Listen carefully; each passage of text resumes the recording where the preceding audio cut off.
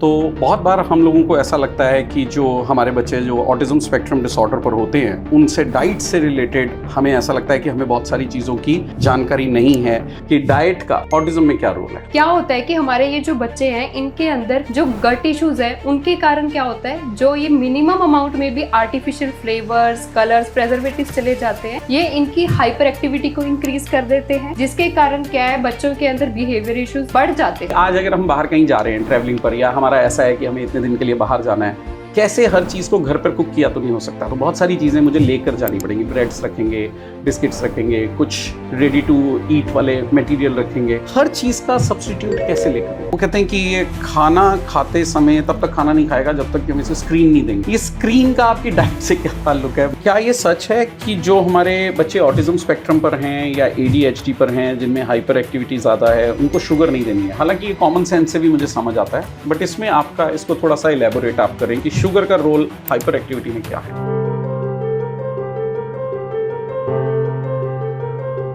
जी, आज के प्रोग्राम में हम बात करेंगे डाइट के बारे में। तो बहुत बार हम लोगों को ऐसा लगता है कि जो हमारे बच्चे जो ऑटिज्म स्पेक्ट्रम डिसऑर्डर पर होते हैं तो उनसे डाइट से रिलेटेड हमें ऐसा लगता है कि हमें बहुत सारी चीज़ों की जानकारी नहीं है, या कन्फ्यूजन है, या मिथ्स हैं, या हम बहुत सारे सवाल ऐसा पूछना चाहते हैं। तो आज के इस प्रोग्राम में हमने ये कोशिश की कि एक एक्सपर्ट से इसके बारे में बात करें, ताकि जो भी हमारे अपने सब्जेक्टिव ओपिनियंस ना होके हम उसको कोई ऑथेंटिकेट करके इस बातचीत के ऊपर अपनी चर्चा कर सकें। तो आज हमारे साथ हमारी टीम में जो डाइटिशियन जसनूर कौर हैं हमारे साथ, जो कि पोस्ट ग्रेजुएट हैं फूड एंड न्यूट्रिशन में। तो आज पूरी कोशिश करेंगे कि आज हम इनसे काफ़ी चीज़ों की जानकारी लें और हम अपने डाउट्स क्लियर करें। तो मैं इसमें बहुत सारे ऐसे सवाल पूछूंगा जो पेरेंट्स मुझसे पूछते तो हैं, लेकिन मुझे ऐसे लगता है कि मेरे जवाब देने से अच्छा है कि मैं ये जवाब किसी एक्सपर्ट से लूं। तो जसनूर मैम, आपका स्वागत है आज के इस प्रोग्राम में। Thank you so much sir. जी, तो सबसे पहले हम जिसे बिल्कुल इस प्रोग्राम को स्टार्ट करते हैं, सीधे सवालों पर आते हैं। और सबसे पहले मेरा आपसे एक सवाल ये है कि डाइट का ऑटिज्म में क्या रोल है? देखिए, जब हम डाइट की बात करते हैं तो इन जनरल भी हमारे लिए डाइट बहुत इंपॉर्टेंट फैक्टर है हमारी बॉडी की एक ऑप्टिमल ग्रोथ के लिए। जब हम बच्चों की बात करते हैं, बच्चों को एक बैलेंस डाइट चाहिए।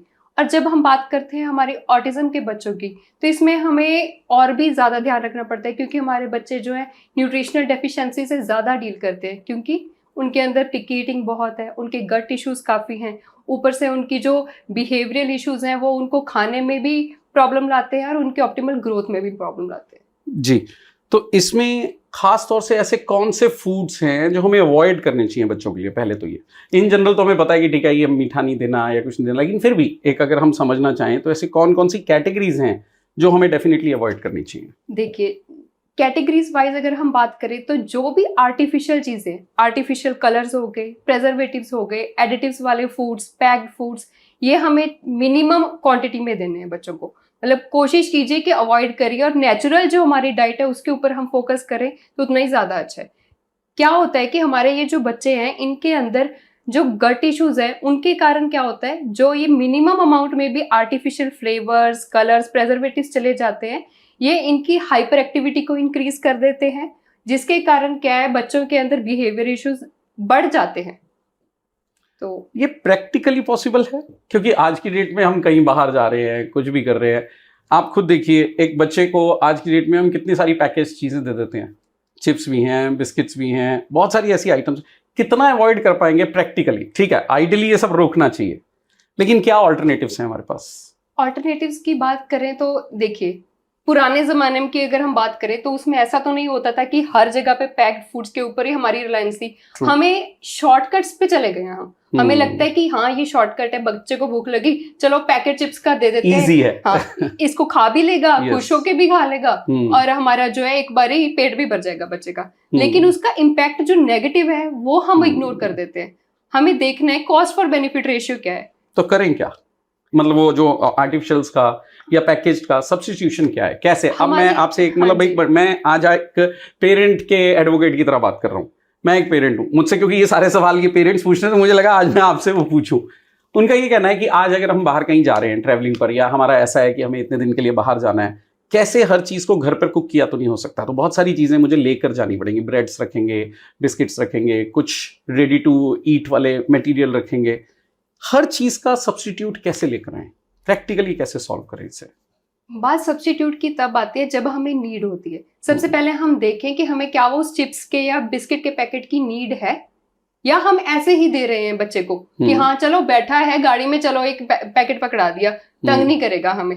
तो ये हम उसका सब्स्टिट्यूट है, हमें देखना है कि वो सब्स्टिट्यूट किस चीज के लिए हम दे रहे हैं। डाइट का सब्स्टिट्यूट नहीं दे रहे। हर मदर को होता है कि जी मेरा बच्चा खाए तो रोटी ही, वो उस टाइम उसको बिस्किट नहीं देती, वो कब देते हैं, बीच में इंटरवल्स में। तो हमें ये देखना है कि वो इंटरवल्स के जो गैप है हम उनको कैसे फिल कर सकते हैं। आप अपने एप्पल वगैरह काट के उसको अच्छे शेप्स में दो, फ्रूट्स दो, ठीक है, मखाने, रोस्टेड मखाना कर दो, वो भी बहुत इजी ऑप्शन। मतलब अगर हमने वो चिप्स के पैकेट्स लेने हैं तो व्हाई नॉट कि हम कुछ पहले से प्री प्लानिंग के हिसाब से ऐसी कुछ चीजें रख लें, जैसे आपने मखाने बोले या कुछ ऐसी चीजें, रोस्टेड नट्स हो गए, हमारे चना हो गया, फ्रूट्स आपने कहा, अगर बच्चों के वो तरीके के हिसाब से, अगर उसको आजकल बड़े एक्सोटिक फूड स्टाइल में भी चीजें आ रही हैं, वो हम different different colour, different textures try कर सकते हैं। बच्चों को प्रेजेंटेशन भी बहुत मैटर करती है।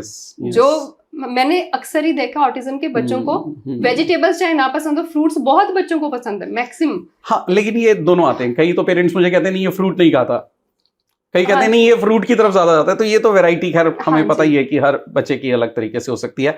बट यस, मैं आपकी बात समझ पा रहा हूँ कि बच्चे के हिसाब से, उसकी नीड के हिसाब से और हमारी अपनी क्रिएटिविटी के हिसाब से हम बहुत सारी चीजें प्लान कर सकते हैं। डेफिनेटली यस, ठीक है। तो अगर इसी चीज को मैं समझाऊं कि समझना चाहूं कि एक अवॉइड क्या करना है, तो एक अच्छा देना क्या है, मतलब रेंज ऑफ ऐसे प्रोडक्ट्स कौन से हैं जो हमें आइडियली देने चाहिए, प्रेफरेबल फूड्स। प्रेफरेबल फूड अगर हम सीधी भाषा में कहें, अपने होम कुक्ड पॉट में से जो भी आप देंगे वो अच्छा ही होगा। जो आप खा रहे हैं वही बच्चे को खिलाएं, कुछ स्पेशल करने की जरूरत नहीं है। बट हम तो आजकल खुद ही पिज्जा और बर्गर खा रहे हैं। वही है ना, हमें उनका आइडियल बनना है। We are the mirrors of our child. Very true, very true. मतलब मॉडलिंग करनी पड़ेगी पहले, हमें मॉडलिंग करनी पड़ेगी, हम भी वो चीज। अगर हम चाहते हैं हमारा बच्चा फ्रूट खाए तो हमें उसके सामने बैठ के पहले फ्रूट खाना पड़ेगा। अच्छा, वैसे अगर आप बोलें कि गट हेल्थ के लिए या ब्रेन हेल्थ के लिए कोई स्पेशल फूड कैटेगरीज? देखिए, अगर हम गट की बात करें तो फर्मेंटेड फूड्स जो हैं सदियों से हमारे इंडियन कल्चर में तो चले आ रहे हैं, जैसे कर्ड हो गया, डोसा, इडली, ये सारे फर्मेंटेड फूड्स हैं जो नेचुरली फर्मेंटेड है। तो ये हमारे गट हेल्थ को बहुत प्रमोट करते हैं। होता क्या है, इन सारे फूड्स में कुछ गुड बैक्टीरियाज होते हैं जो क्या करते हैं, हमारे अंदर जो बैक्टीरियाज हैं उनको कम नहीं होने देते और डिसीज के साथ फाइट करना, एब्जॉर्प्शन ऑफ न्यूट्रिएंट्स, इन सभी चीजों को एनहांस कर देते हैं। सो एक तो फर्मेंटेड फूड की कैटेगरी हो गई। दूसरा हम और क्या कर सकते हैं, जैसे फ्रूट्स आपने बताया कि वो एक वैरायटी हो सकती है, और ऐसे कुछ special food items? Special foods हमें, जो हमारा ब्रेन है उसकी डेवलप करने के लिए हमें चाहिए होता है प्रोटीन, ठीक है, ओमेगा 3 फैटी एसिड्स, ये सारे, जैसे वॉलनट्स हो गए, चिया सीड्स, फ्लैक्स सीड्स, इनके अंदर काफी अच्छी मात्रा में पाए जाते हैं। तो हम इनके अगर थोड़ी सी अमाउंट भी ले लेते हैं तो हमारा डेली का जो माइक्रो न्यूट्रिएंट हमें चाहिए वो कंप्लीट हो जाता है। तो फिर ओमेगा 3 फैटी एसिड जैसे आपने बोला, तो उसके बहुत सारे सप्लीमेंट्स अवेलेबल होते हैं, तो क्या फिर वो भी ले सकते हैं ओमेगा 3 के लिए? हर चीज के लिए सप्लीमेंट है। आप एनर्जी के लिए भी सप्लीमेंट ढूंढ लेंगे, हमें रोटी भी खाने की क्या जरूरत है। हम सुबह एक गोली ले लो, दोपहर को ले लो। Very well said. यही मैं कहना चाह रहा हूँ कि हम जब भी पेरेंट्स से ये बात करते हैं, जी हम इसे ओमेगा 3 दे रहे हैं, हम इसे कैल्शियम दे रहे हैं, हम इसे आयरन दे रहे हैं, कितनी चीजें हम सिंथेटिक ही देते रहेंगे, व्हाई नॉट एक बैलेंस्ड डाइट। सो यही चीज की ज्यादा जरूरत है। वही जब हम बात करते हैं ना, तो मेरे दिमाग में एक एग्जांपल आती है कि जैसे मान लो किसी का पैर फ्रैक्चर हो गया, तो हम थोड़ी देर के लिए उसको सपोर्ट दे सकते हैं। ये तो नहीं है कि हमेशा के लिए उसको लकड़ी पकड़ा देंगे। वेरी ट्रू, यस जी। अगर हम यहाँ बात करें तो हमारे जो बच्चे हैं ये सारे पिकी ईटिंग में चले जाते हैं, सिलेक्टिव ईटिंग जिसे हम बोलते हैं, फसी ईटर हो गए जी। यानी कि कुछ ही वैरायटी खानी है, किसी की अपनी नीड है, इसमें से कई सेंसरी इश्यूज हो सकते हैं, कई बार कुछ बिहेवियरल इश्यूज बन जाते हैं कि वही खाना है। तो आपको नहीं लगता कि ऐसे बच्चों में न्यूट्रिशनल डेफिशिएंसी बहुत ज्यादा हो जाती होगी, क्योंकि खाने से उनका शरीर तो बढ़ रहा है लेकिन क्या ब्रेन तक वो चीज पहुंच पा रही है, जो भी आपने एक वर्ड यूज किया कि माइक्रो न्यूट्रिएंट्स हैं या कुछ है? देखिए, हमें माइक्रो न्यूट्रिएंट्स के लिए हमें पता है कि हमें बैलेंस डाइट चाहिए, लेकिन बैलेंस डाइट आज की डेट में, मतलब ऑटिज्म के बच्चे क्या, आम बच्चों को देना भी बहुत मुश्किल है।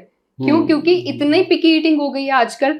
जी हमें सुबह में यही चाहिए, दोपहर में यही चाहिए, जो बाकी बच्चे खा रहे हैं मुझे वही चाहिए। तो इसको हमें डील करना पड़ेगा। बात यह है कि हमें देखना पड़ेगा, टेक्सचर्स के साथ प्ले करो, देखो आपके बच्चे को क्या चीजें पसंद है। मान लो अगर आपका बच्चा आराम से पराठा खाता है, सब्जी नहीं खा रहा, ब्लेंड करके दे दो, स्टफ करके, जैसे उसमें प्यूरी बना दो, उसके अंदर मिक्स कर दो, ठीक है, सीड्स डाल दो, ताकि आपका न्यूट्रिशन तो उतना चला जाए। अगर आपको लग रहा है कि आपका बच्चा मान लो खाएगा ही 2 चम्मच, कैलोरीज उसकी जा नहीं रही है, तो उसमें हमें 1 चम्मच घी डाल दो।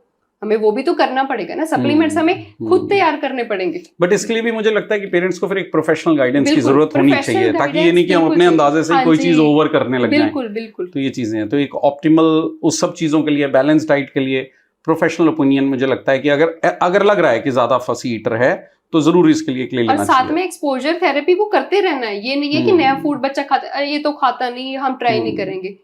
कम से कम 20 से 25 या इससे भी ज्यादा अटेम्प्ट्स लग सकते हैं किसी भी फूड को बच्चे को एक्सेप्ट करने के लिए। तो we have to keep on trying. अच्छा, यहाँ से भी बात करते करते मेरे दिमाग में एक और क्वेश्चन आ रहा है जो कि बहुत कॉमनली मैं देखता हूँ। वो कहते हैं कि ये खाना खाते समय तब तक खाना नहीं खाएगा जब तक कि हम इसे स्क्रीन नहीं देंगे। ये स्क्रीन का आपकी डाइट से क्या ताल्लुक है, मुझे नहीं समझ आया, तो मैं आपसे समझना चाहता हूँ। देखिए, हमारी डाइट से इसका कोई ताल्लुक नहीं था। हाँ। ये कि वही, जैसे आप साइकोलॉजी के एक्सपर्ट हैं जी, आपको तो पता है हमारे दिमाग में सर्किट्स बन जाते हैं। बच्चे क्या करते हैं, उनको लगता है स्क्रीन ऑन मतलब कुछ खाना है। ये बिंज ईटिंग हमारे अंदर भी है, ये सिर्फ बच्चों के अंदर नहीं है। आप देखोगे कि कई बार ऐसा होता है कि आप टीवी ऑन करते हैं और साथ में होते हैं, चलो नहीं पहले मैं ना किचन में जाके कुछ खाने को ले आऊं साथ में, वो बोल आपके हाथ में पड़ा रहता है। मुझे इससे याद आया, ये ईटिंग में मुझे एक और कंडीशनिंग याद आ गई कि जब हम थिएटर में जाते हैं तो वो जो पॉपकॉर्न, मूवी देखते समय पॉपकॉर्न खाने ही खाने हैं, तो वो बन गई हमारी, वो हमारी नीड नहीं है, बिहेवियर है। Yes, exactly.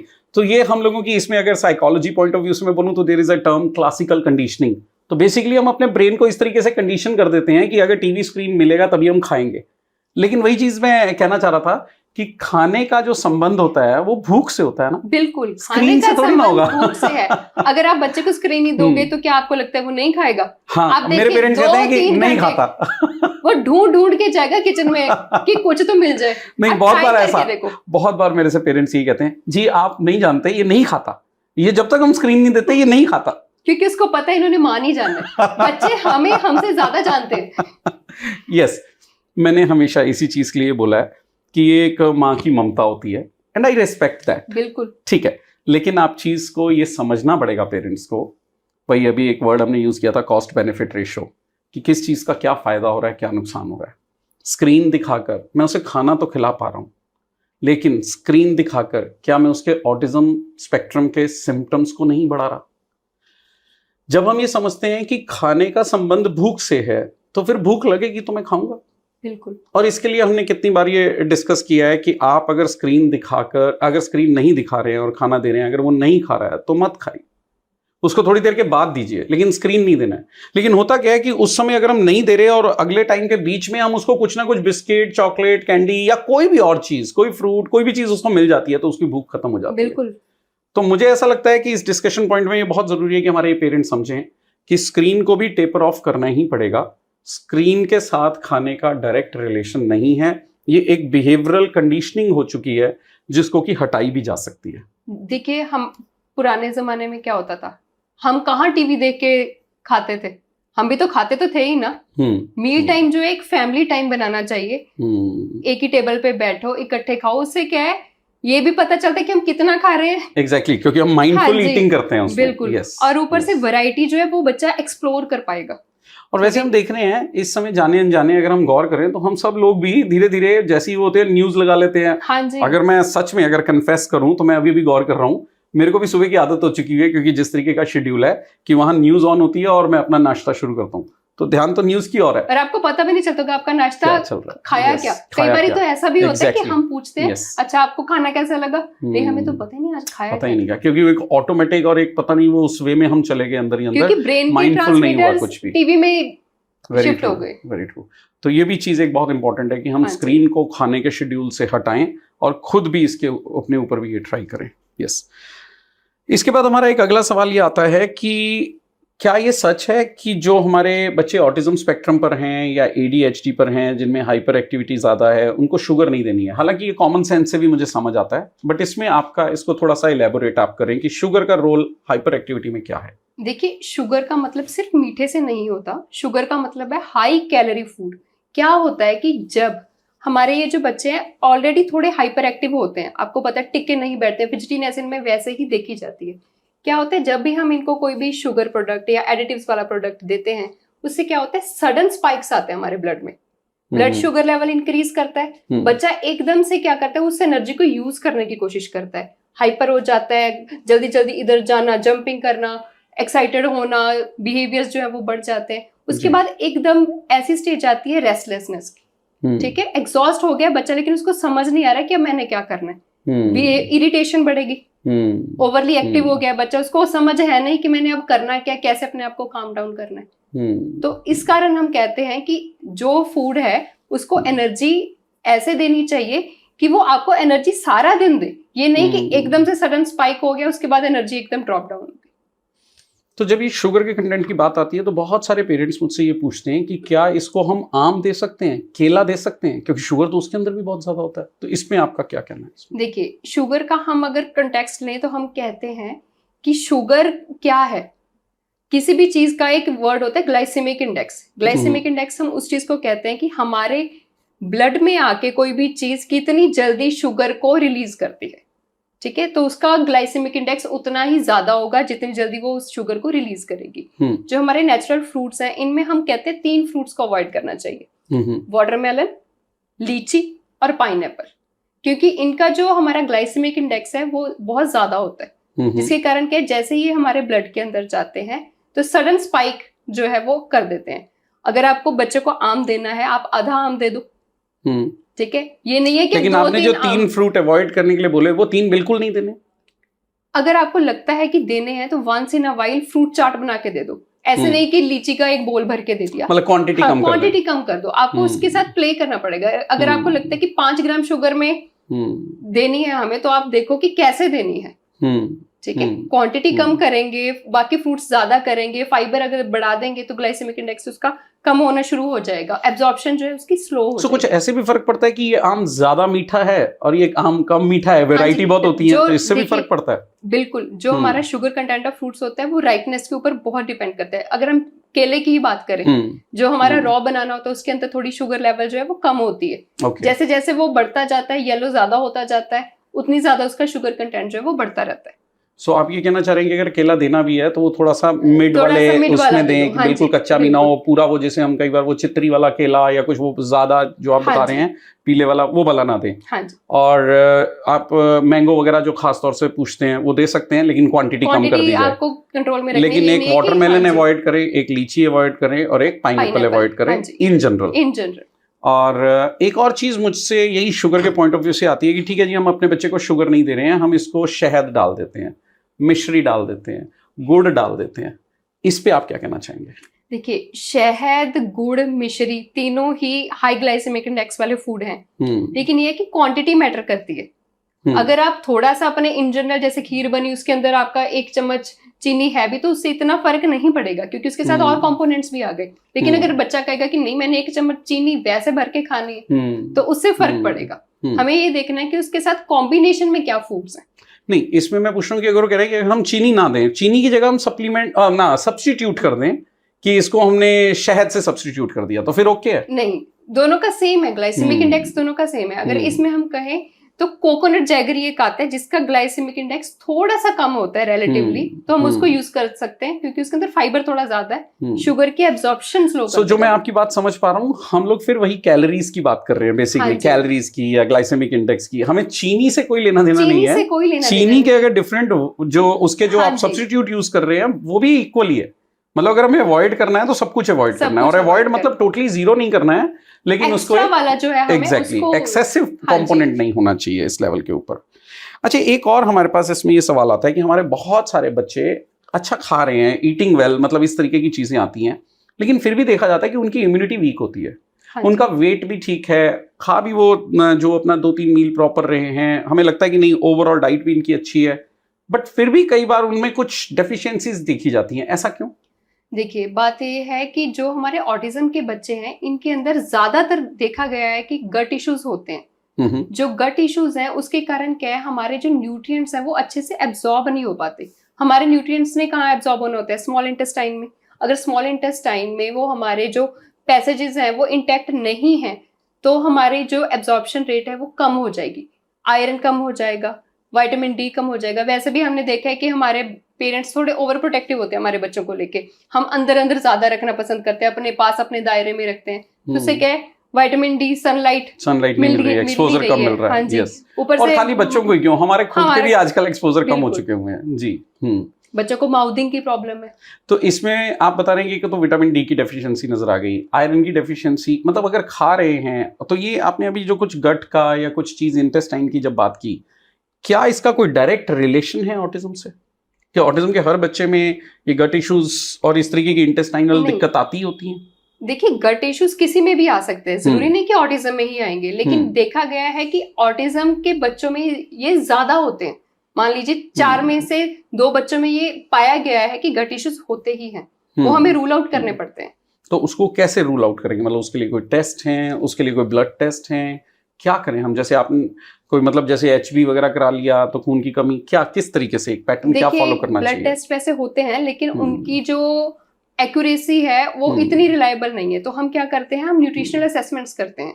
उसमें क्या होता है कि हम जैसे आपसे बच्चे की हिस्ट्री लेंगे, उसके अंदर क्या उसका पैटर्न रहा शुरू से लेके अब तक का, क्या उसके गट इश्यूज आए, कितनी फ्रीक्वेंटली वो बीमार हो जाता है, पेट की कितनी प्रॉब्लम्स होती है, ऐसे XYZ काफी सारे नंबर ऑफ क्वेश्चंस होंगे, उनका हम डाटा एनालाइज करेंगे, आपको रिपोर्ट तैयार करके देंगे, उससे हमें पता चलेगा कि बच्चे का गट का स्टेटस सुबह से लेकर शाम तक क्या खा रहा है, वो उसकी एक न्यूट्रिशनल असेसमेंट कर दी।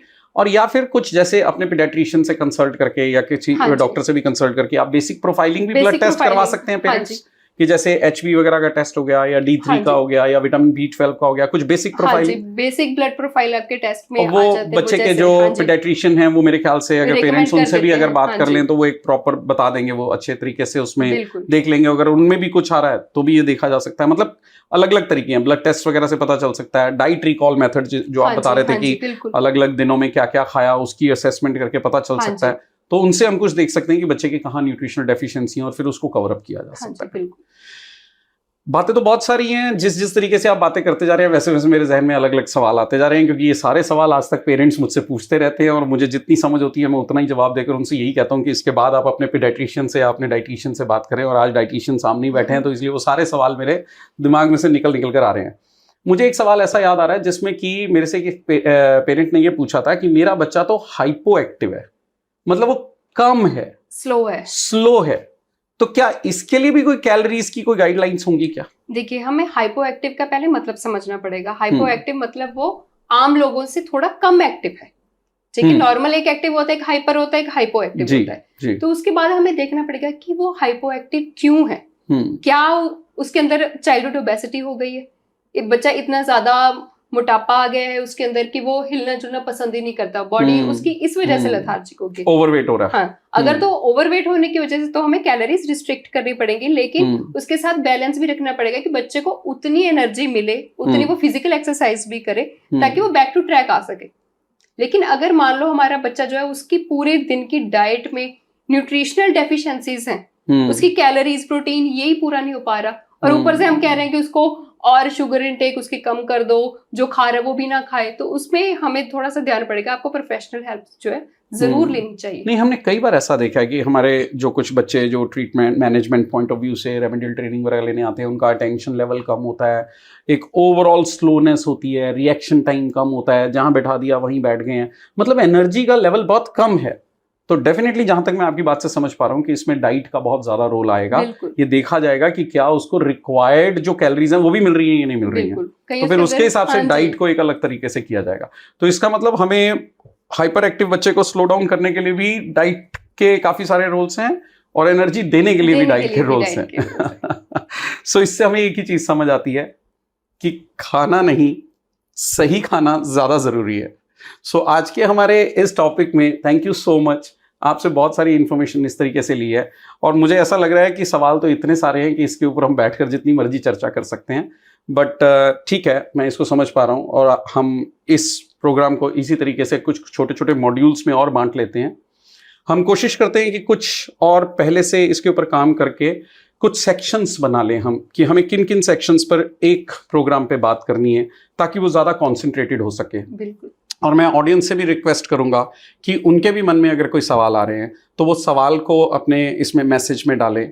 उससे भी हमें बहुत आइडिया मिलेगा कि आप क्या पूछना चाहते हैं, किस तरीके से हम अपने प्रोग्राम को फ्रेम करें।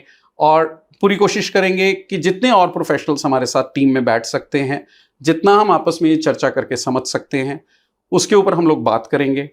और ये एक प्रोग्राम मुझे ऐसे लगता है जस्ट एक प्रोफेशनल एडवाइस है, और एक एजुकेटेड पेरेंट का ये बहुत बड़ा एक फ़र्ज़ भी बनता है कि, और ये उसको करना चाहिए कि अलग अलग लोगों से ओपिनियन लें, चीज़ों को समझें, वेरीफाई करें और उनके ऊपर अपना एक्शन करना शुरू करें।